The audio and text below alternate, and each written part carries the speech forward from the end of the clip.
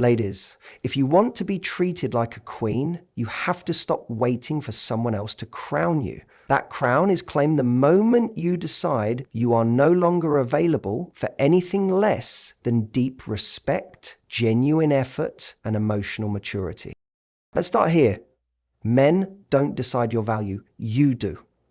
The second you treat yourself like you're optional, you invite others to do the same. When you respect your time, your energy, your values, it sends a powerful message. This is what's required to be in my world.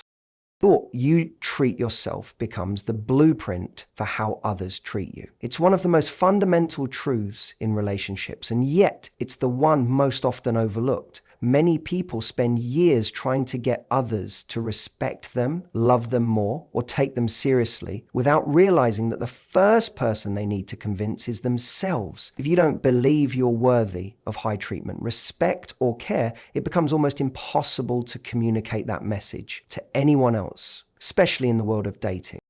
Self-respect is not about arrogance or entitlement. It's about setting a standard for how you allow yourself to be treated. It's in the choices you make, what you tolerate, what you walk away from, and what you consistently show up for. When you have self-respect, you begin to curate your life, your friendships, your habits, your boundaries, and this sends a very loud, very clear message to others. It says, this is how I live. This is the energy I give and receive. If you want to be in my world, meet me here.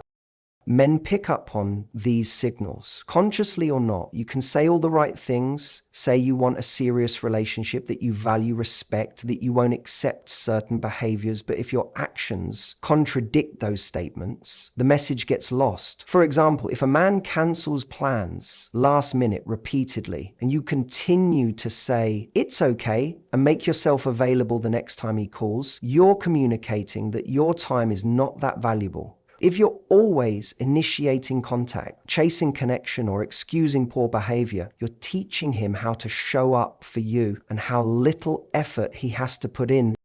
Why don't they treat me the way I deserve? The harder question is, where am I showing them that I'll accept less? It's not to blame anyone for another person's disrespect, but it's about recognizing that your self-respect is the compass. When you carry yourself with a deep sense of value, people are forced to rise to meet it or they fall away.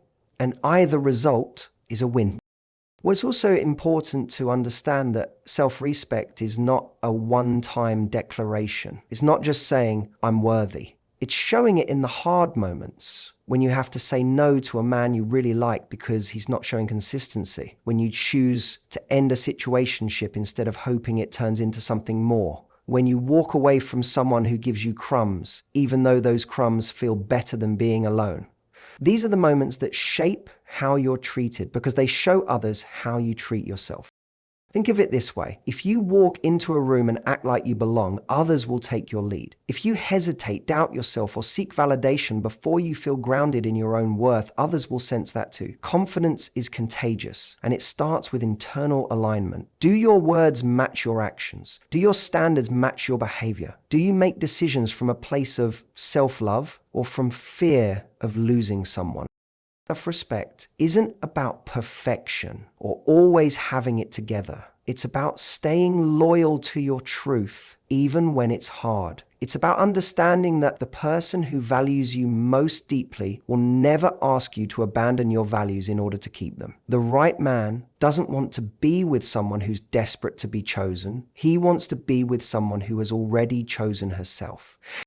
When you live from that place, when your self-respect is non-negotiable, you naturally command a different level of attention. You become someone who doesn't have to beg for love because your energy is rooted in abundance, not scarcity. And that, more than any physical trait or charm, is what makes men see you differently. That's what sets you apart. Because when you respect yourself deeply, it becomes effortless for others to do the same. They take their cue from you. And if someone doesn't, you won't be afraid to walk away because you know your worth. And you know that being treated like a queen doesn't come from asking for a crown. It comes from never settling for a life where you don't wear one. Course. Here's the expanded version of the second keynote, Boundaries Attract Respect, written in the same educational, empowering tone and expanded to around 700 words. Most people think boundaries are about keeping people out. In reality, boundaries are about protecting what's valuable. They're not walls. They're invitations to engage with you in a way that's respectful, healthy, and meaningful. When it comes to relationships, boundaries don't repel the right men. They filter out the wrong ones. And that's exactly what you want. You are essentially telling the world, this is how I deserve to be treated. You are defining what is acceptable in your life, and just as importantly, what is not. Without boundaries, people are left to guess where the lines are. And let's be honest, some will guess wrong, and others will test how far they can go. Not because they're inherently disrespectful, but because if you don't define the rules of engagement, you allow others to define them for you.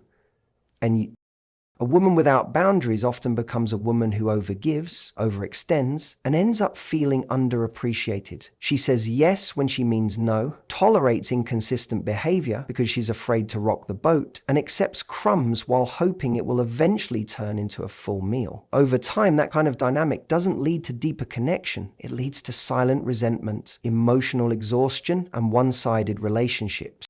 But here's the shift. When you start establishing boundaries, you create a framework for respect. You stop over-explaining and start making decisions. You no longer need to justify your standards. You simply live by them. You're not punishing anyone when you say, I don't accept that behavior. You're preserving your self-worth. And any man who genuinely values you will see that as strength, not resistance.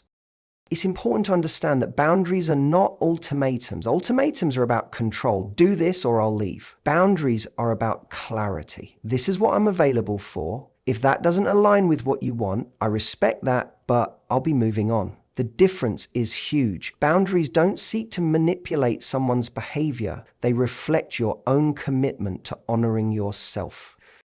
Let's look at some practical examples. If you're dating someone who's inconsistent, sometimes texting you for days straight, then disappearing without explanation, a boundary might sound like this: I enjoy getting to know you, but I'm looking for consistency in communication. If that's not where you are right now, I understand, but I won't continue investing in this. You're not angry. You're not making threats. You're simply stating your truth and letting your actions follow. And if the response is defensiveness or guilt tripping, you now have more information about that person's emotional maturity. Because someone who's ready to treat you with respect won't be offended by your boundaries. They'll be grateful for the clarity. The wrong person will see your boundaries as resistance. The right person will see them as guidance. It's also worth mentioning that boundaries aren't static. They evolve with you. As your self-worth deepens, so do your standards. As you grow, the kind of energy you accept from others will naturally become more selective. That's not being difficult, it's being discerning. And there's power in that. When a man meets a woman with boundaries, he quickly realizes she's not driven by desperation or insecurity. She's not afraid to walk away if something doesn't align. And that's magnetic. It shows that her presence is not up for negotiation. Only those who value it will get to keep it. That kind of strength earns respect far more than trying to win someone over by being overly accommodating.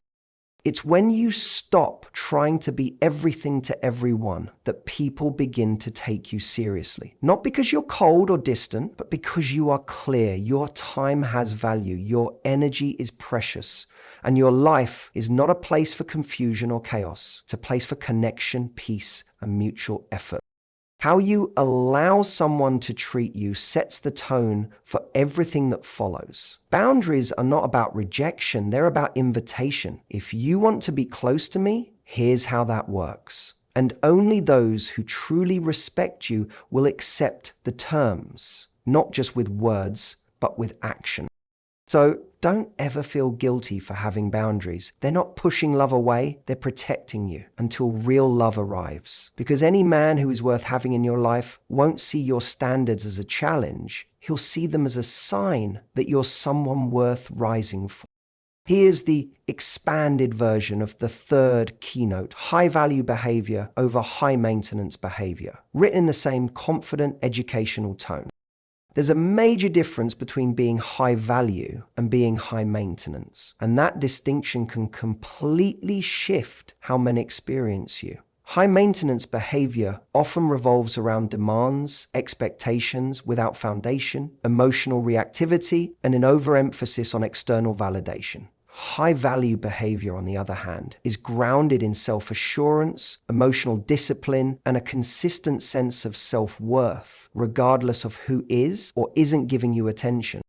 A high minutia approach is often about control. It's about constantly checking for signs, needing reassurance every few minutes, setting up little tests, or trying to manipulate situations to feel secure. This kind of behavior may get temporary attention, but it rarely builds genuine respect. Why? Because it places all the power outside of yourself. It becomes about what the other person is doing or not doing to make you feel okay. High-value behavior flips that script entirely. A high-value woman is not looking for someone to give her value. She already has it. She's not interested in proving her worth or forcing someone to see it. She moves with a quiet confidence that says, I know who I am. I know what I offer. I don't chase, I attract. And this mindset shifts how every interaction unfolds. Men feel the difference between someone who needs to be validated and someone who is simply sharing her time, energy, and presence with discernment. What makes high-value behavior so powerful is that it isn't about perfection. It's about alignment. It's about making sure that your actions, your words, and your expectations all come from a grounded place. For example, if you say you want a healthy relationship, but constantly tolerate emotional unavailability or inconsistent communication, you're not operating from a place of high value, you're operating from hope and fear. Hope that it will change and fear that if you walk away, nothing better will come. A high-value woman doesn't fall into that trap. She doesn't operate from scarcity. She knows that love is abundant, but her time is not. So she becomes intentional with who she allows into her life. That doesn't mean she's cold or guarded. It means she's selective because she knows the quality of her relationships directly affects the quality of her peace.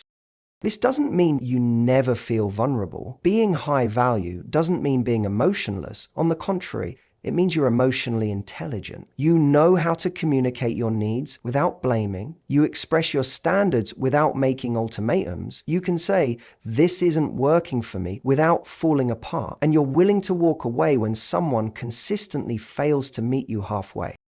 A high-value woman understands the difference between self-worth and ego. Ego needs to win. Self-worth knows when to let go. Ego says, I have to prove I'm right. Self-worth says, I have nothing to prove. I just need to protect my peace. That kind of mindset creates space for mature, healthy love to grow, because it creates space for mutual effort, not performance. Being high value also means you understand that relationships are not about getting, it's about building. You don't come to the table demanding to be treated like royalty while offering nothing in return. You come with your own purpose, your own values, your own passions. You're not looking to be completed, you're looking to be complemented. That distinction is everything.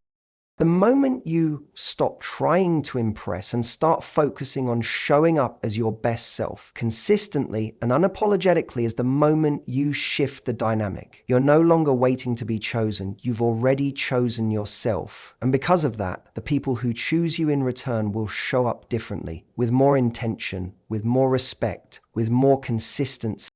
So don't confuse drama with depth. Don't confuse emotional neediness with connection.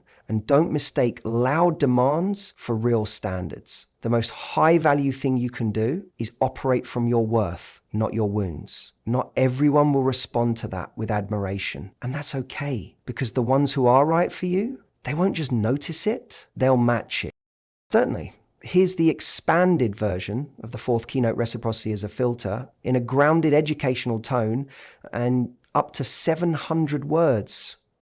One of the most overlooked qualities in any healthy relationship is reciprocity, the mutual giving and receiving of effort, energy, and emotional investment. In romantic dynamics, especially in the early stages of dating, many people get stuck in the mindset of proving their worth. They overextend themselves trying to win someone's affection, hoping that enough love, patience, or sacrifice will eventually convince the other person to step up. But real connection isn't built through one-sided effort, it's built through balance. Reciprocity is what filters out who's truly invested from who's simply enjoying the benefits of your effort. When you consistently give without receiving in return, you create an imbalance where the other person learns that you're willing to do all the emotional labor and that they don't have to. Over time, this creates resentment. You begin to feel unappreciated, unseen, or even taken for granted. And the worst part, you start to question your own value, thinking maybe you just need to give a little more to finally get what you want. But here's the truth. Giving more doesn't fix a lack of reciprocity. It only deepens the gap. When you operate from a place of self-worth, you don't just give, you notice who gives back. You stop romanticizing potential and start observing reality. You begin to ask, is this person showing up for me the way I show up for them? Are they matching my consistency, my thoughtfulness, my effort? Or am I the only one nurturing this connection? That's not about keeping score. It's about honoring your energy. You have a right to expect that the person you invest in emotionally is also investing in you. That expectation doesn't make you needy, it makes you discerning. Because love should never feel like a job interview where you're constantly trying to prove why you deserve a spot in someone's life. When you approach dating with reciprocity as a filter, you naturally begin to shift your focus from performance to observation. Instead of asking, does he like me? You begin to ask, do I like how he treats me? That small change empowers you to see things clearly. You stop chasing chemistry and start prioritizing compatibility. And that includes effort, respect, and emotional maturity. This also means that you don't give endlessly just because someone shows interest. You learn to pause and see whether that interest is consistent or just convenient. Is he showing up when it matters? Is he initiating, following through, and communicating with intention? Or is he only around when it's easy, when it benefits him, or when he's bored? High-value women don't invest more in someone than that person is willing to invest in them. They're not afraid to walk away when the energy isn't mutual, not out of bitterness, but out of self-respect. They know that their love is not a tool to convince someone to care. It's a gift to be received by someone who truly values it. Reciprocity also plays a role in emotional vulnerability. You may be open, kind, and supportive, but are you receiving that in return? A relationship should feel like a safe exchange, not an emotional vending machine. If you're constantly there for someone through their hard times, cheering them on, supporting their growth, but you don't feel that same presence when you're the one struggling, that's not a partnership, that's a performance. Healthy love isn't about earning someone, it's about building with someone, it's about mutual contribution, and it's about noticing when the dynamic starts to lean too far in one direction and having the courage to address it or walk away. In not asking for perfection, you're asking for balance, for effort that feels mutual, for emotional space that feels safe, for a rhythm where giving and receiving don't feel like battles, but like natural expressions of mutual respect. The beautiful thing about using reciprocity as a filter is that it protects your energy. It prevents you from staying too long in situations where you're being drained, and it gives you clarity. When someone is truly interested and emotionally available, their effort will reflect that. You won't have to guess, you won't have to chase, and you certainly won't have to beg for what should be the baseline in any connection: mutual effort. Love is not measured by how much you give, it's measured by what's shared. When you lead with value and expect reciprocity, you stop settling for one-sided situations. You start attracting people who don't just admire your heart, they're ready to carry it with care, effort, and consistency. There is a quiet power that comes with emotional control. Not the suppression of feelings, but the ability to respond rather than react. This is one of the defining traits of someone who commands respect. And in relationships, it separates those who are constantly chasing emotional stability from those who are the source of it. When you learn how to regulate your emotions, you become harder to manipulate, harder to disturb, and far more magnetic in your presence. Emotional control doesn't mean you never get upset, frustrated, or disappointed. It means that when those emotions show up, you know how to handle them in a way that doesn't sabotage your self-respect. You don't explode when something doesn't go your way. You don't beg for closure or panic when someone pulls away. You don't make emotional decisions in moments of insecurity. Instead, you pause, you breathe, you assess, and you respond in alignment with your values, not your momentary fears. Why is this so powerful in romantic dynamics? Because emotional control shows maturity. It shows that your inner world is not dictated by someone else's inconsistency. When a woman doesn't let someone else's behavior define her state of mind, it creates a sense of groundedness that is incredibly attractive and deeply respected. She becomes the calm in the storm, not the storm itself. That's not to say she tolerates bad behavior. Far from it. She simply doesn't react to it in a way that gives away her power. If a man goes silent for a day or doesn't follow through on a plan, an emotionally reactive response might be sending a long, angry message, jumping to conclusions, or immediately assuming rejection. But an emotionally grounded response is different. It might look like observing the behavior, giving space, and deciding, without drama, what that behavior tells you about his level of consistency or emotional availability. You take note, not bait. That subtle shift. Yeah. Choosing observation over emotional reaction changes everything. It protects your peace. It gives you space to make decisions with clarity instead of desperation, and it reinforces the message that your emotional well-being is self-sourced. You're not outsourcing your sense of safety or self-worth to how someone else shows up. That makes you unshakable. Think about it. The moment you allow someone to dictate how you feel about yourself is the moment you hand them the keys to your peace. And unfortunately, people who are emotionally immature often exploit that. If they can trigger you, they can control you. If they know how to push your buttons, they can steer the relationship in a way that benefits them and keeps you off balance. But when you're emotionally in control, those buttons don't work anymore. You see the pattern, you recognize the manipulation, and you step away from it with grace, not chaos. Emotional control is also what allows you to uphold your boundaries with dignity. Instead of making decisions out of fear, like chasing someone who's pulling away or clinging to someone who's inconsistent, you make decisions based on what serves your highest good. You're no longer afraid of losing someone who doesn't align with your needs because you've already decided that your peace, your clarity, and your self-respect come first.